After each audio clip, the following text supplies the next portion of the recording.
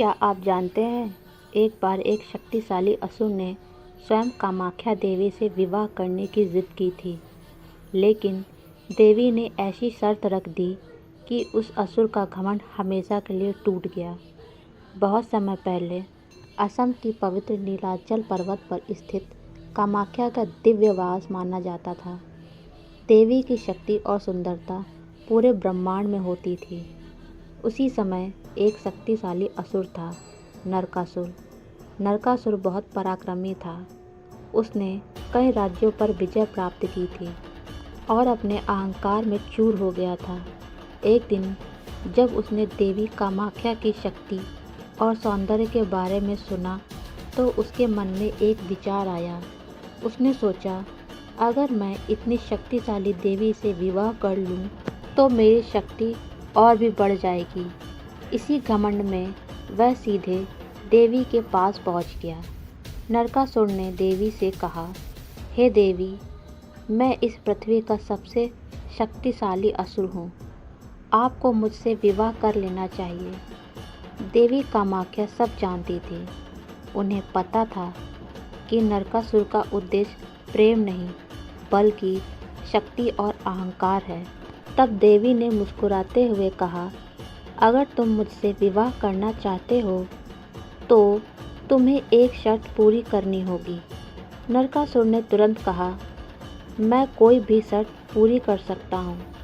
देवी ने कहा, तुम्हें एक ही रात में नीलांचल पर्वत पर मेरे लिए एक भव्य मंदिर, सीढ़ियाँ और मार्ग बनाना होगा।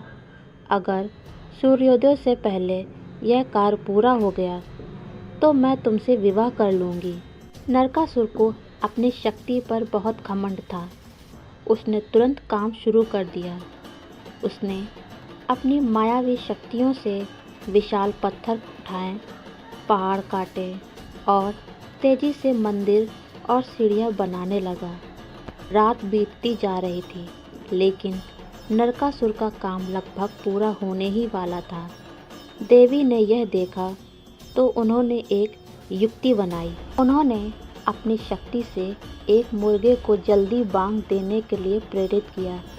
जैसे ही मुर्गे ने बांग दी, नरकासुर को लगा कि सूर्योदय हो गया है। वह क्रोधित हो गया और समझ गया कि देवी ने उसे बुद्धि से हरा दिया है। गुस्से से उसने मुर्गे को मार डाला, लेकिन तब तक उसकी शर्त पूरी नहीं हो पाई थी। इस तरह देवी कामाख्या ने एक शक्तिशाली असुर के अहंकार को पूरी तरह से अपनी बुद्धि से पराजित कर दिया। बाद में वही नरकासुर भगवान कृष्ण के हाथों मारा गया। कहा जाता है कि आज भी असम के कामाख्या मंदिर में उस अधूरे निर्माण के कुछ निशान मिलते हैं और यह कहानी हमें सिखाती है कि चाहे शक्ति कितनी भी बड़ी क्यों ना हो, अहंकार का अंत हमेशा निश्चित होता है।